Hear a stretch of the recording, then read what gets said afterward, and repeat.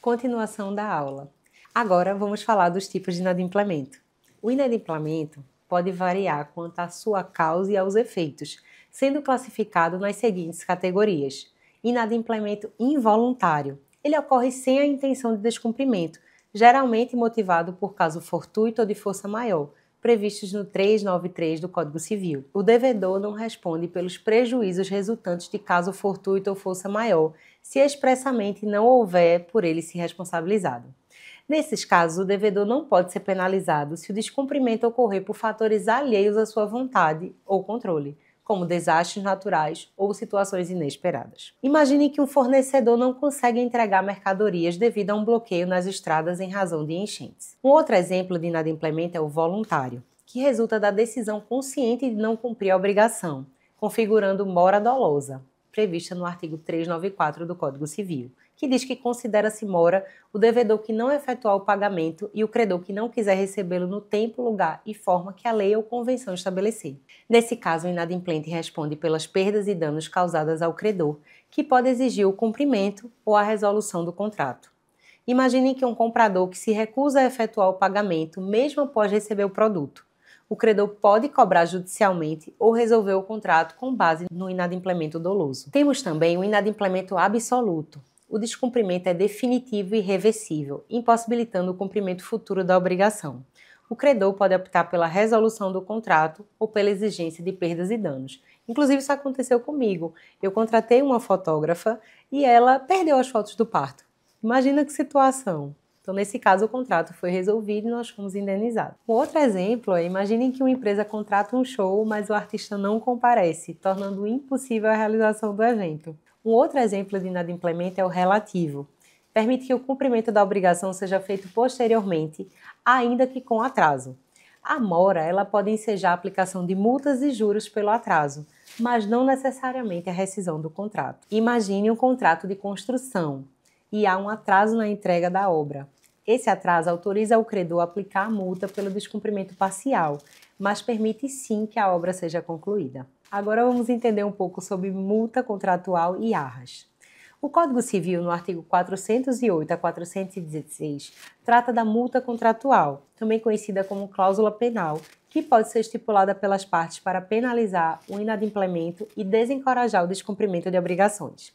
A multa contratual tem como objeto reforçar o compromisso entre as partes, estabelecendo uma penalidade financeira que atua como uma forma de garantir o cumprimento das obrigações pactuadas. A cláusula penal, portanto, não apenas compensa a parte prejudicada, mas também funciona como um mecanismo preventivo ao dissuadir o descumprimento por parte do devedor. Nessa toada, o artigo 408 dispõe que a cláusula penal consiste em uma pena previamente estipulada para o caso de descumprimento da obrigação total ou parcial. Por sua vez, o artigo 411 permite que a multa seja proporcional ao tempo de inadimplemento, o que é especialmente útil em contratos com prazos, como os de locação e prestação de serviço. Também merece destaque o enunciado 359 do CJF, que afirma que o Código Civil não impõe que a redução da penalidade seja proporcionalmente idêntica ao percentual adimplido, e com isso reforça que a multa contratual deve ser utilizada como um instrumento de desincentivo ao descumprimento, e não apenas como meio de enriquecimento para a parte prejudicada. Essa multa que estamos falando é geralmente calculada como um percentual sobre o valor do contrato ou conforme o valor fixo previamente acordado e pode ser exigida tanto no caso de inadimplemento total quanto de mora, atraso no cumprimento da obrigação. No entanto, o Código Civil limita o valor da multa, estabelecendo que ela não deve exceder o valor da obrigação principal, conforme o artigo 412. Vamos entender isso de forma prática. Imagine um contrato de locação de um imóvel residencial. Imagine que nesse contrato o locador e o locatário estipulam uma cláusula penal para o caso de desocupação antecipada, prevendo uma multa proporcional ao tempo remanescente de contrato. Se o locatário decidir deixar o imóvel antes do prazo, ele poderá ser penalizado com uma multa proporcional ao período não cumprido, conforme o acordo estabelecido. Essa multa serve para compensar o locador pela quebra de contrato e, ao mesmo tempo, desencoraja o locatário de desocupar o imóvel sem justa causa. Em contextos como esse, a cláusula penal ajuda a equilibrar a relação contratual e protege, sobretudo, as expectativas das partes. Ela incentiva o cumprimento das obrigações e, caso ocorra o inadimplemento, oferece uma forma de reparação rápida e eficaz. Neste momento, vamos falar de arras, ou sinal. As arras são valores pagos antecipadamente como forma de garantir o cumprimento do contrato e está previsto no 417 do Código Civil. Se o inadimplemento ocorrer, a parte que deu as arras poderá perder o valor dado, se foi ela quem descumpriu, ou exigir o dobro, caso a outra parte tenha descumprido o contrato. Vamos entender isso de forma prática. Em uma compra de imóvel, o comprador paga um sinal como garantia. Se esse comprador desiste, ele pode perder o sinal ou parte dele. Se o vendedor desistir, ele deve devolver em dobro. Neste momento, vamos falar da extinção dos contratos. Essa extinção ela pode ocorrer de diferentes maneiras, dependendo do acordo entre as partes ou mesmo das circunstâncias que envolvem os contratos. Vamos falar mais à frente sobre os principais mecanismos de extinção contratual. Você sabe quais são eles? O primeiro deles é a cláusula resolutória expressa. Ela está prevista no artigo 474 do Código Civil, que informa se a cláusula resolutiva expressa e operada de pleno direito. Por sua vez, a tácita depende da interpelação judicial. Quando as condições são atendidas, a extinção do contrato ocorre automaticamente sem necessidade de intervenção judicial. Para entender isso melhor, vamos imaginar um contrato de venda com reserva de domínio. A inadimplência autoriza o vendedor a retomar o bem sem ação judicial, se houver uma cláusula resolutória. Agora vamos falar da exceção do contrato não cumprido, o famoso exceptio non adimplending contractus. Conforme o artigo 476 do Código Civil, essa exceção permite que uma parte suspenda sua obrigação enquanto a outra não cumprir a sua. É uma forma de proteger o contratante contra o inadimplemento da outra parte. Imaginem um contrato de fornecimento contínuo em que o fornecedor suspende o envio de mercadorias se o comprador deixar de pagar. Faz sentido para você? Existe também a exceção de integridade. Esse mecanismo visa preservar o equilíbrio das obrigações contratuais. Nesse sentido, o enunciado 22 do CJF define que as obrigações devem ser cumpridas de maneira integral e recíproca, evitando que uma das partes obtenha vantagem desproporcional sem cumprir a sua obrigação. Existe também a resolução por onerosidade excessiva. Em caso de mudanças imprevistas das circunstâncias, conforme o 478 do Código Civil, uma das partes pode solicitar a rescisão contratual se o cumprimento se tornar excessivamente oneroso. Essa disposição aplica a teoria da imprevisão, buscando garantir justiça em situações de eventos extraordinários e imprevisíveis. Imagine você que durante uma crise econômica se torna impossível o pagamento das obrigações pactuadas. E aí o que você faz, né?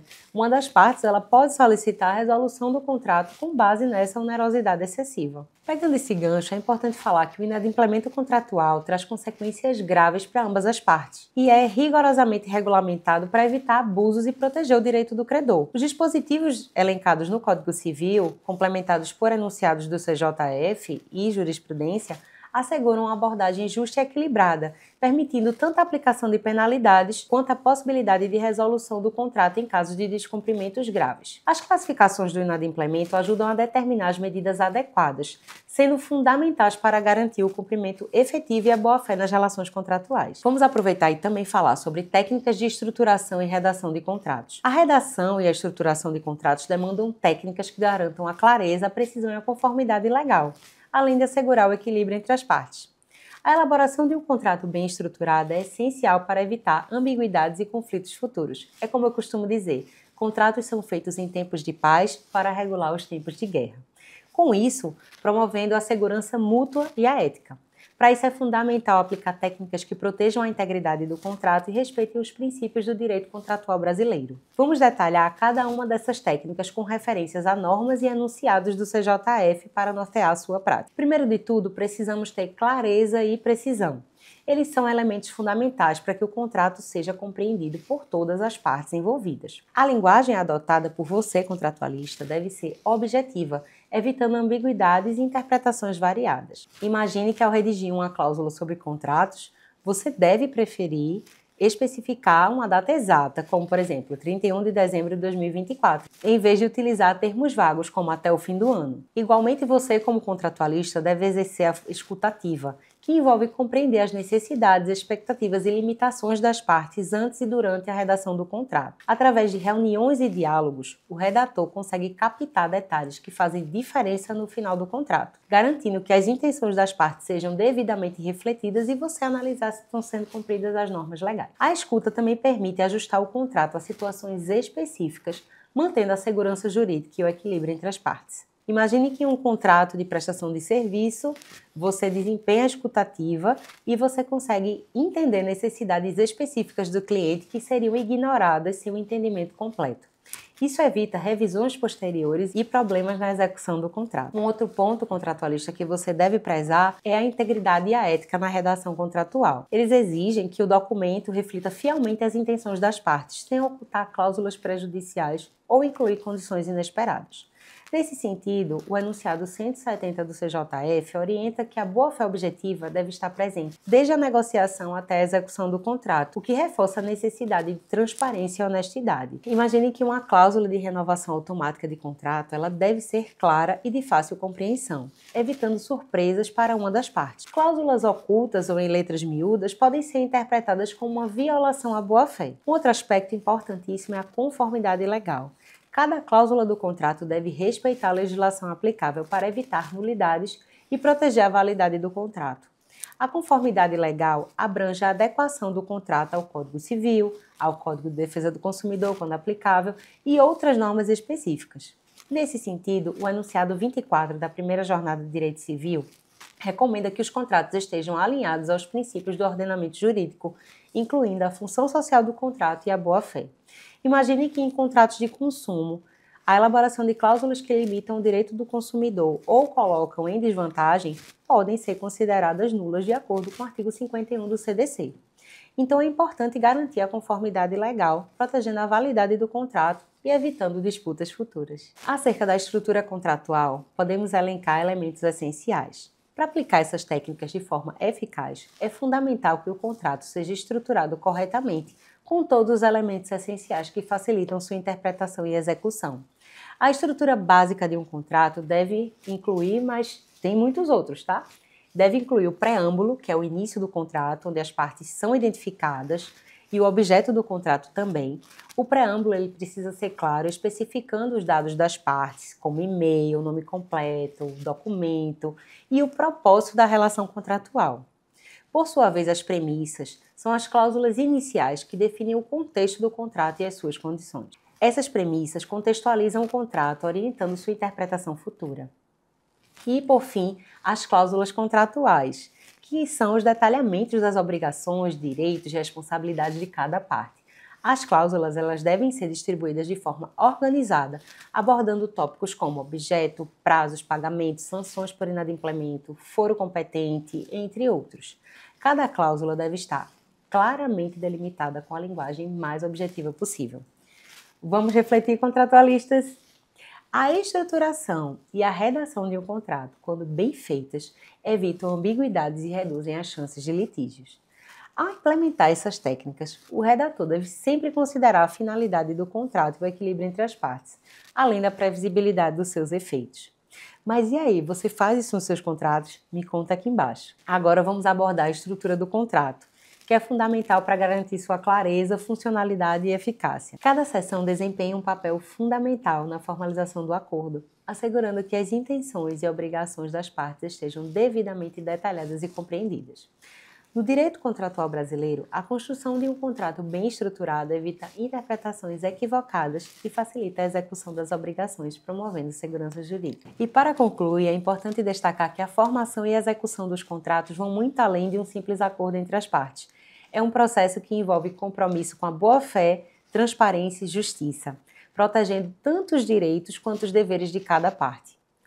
O desafio constante é adaptar o direito contratual às novas demandas trazidas pela digitalização e pela globalização, que exigem métodos inovadores para que os contratos permaneçam claros, seguros e justos. Vamos refletir, contratualistas? Pensem comigo, com o avanço das tecnologias e a expansão dos contratos digitais, como é possível assegurar que os contratos permaneçam claros, justos e protegidos legalmente? Além disso, quais medidas adicionais podem ser adotadas para que o direito contratual acompanhe as mudanças no cenário global e digital? Até mais!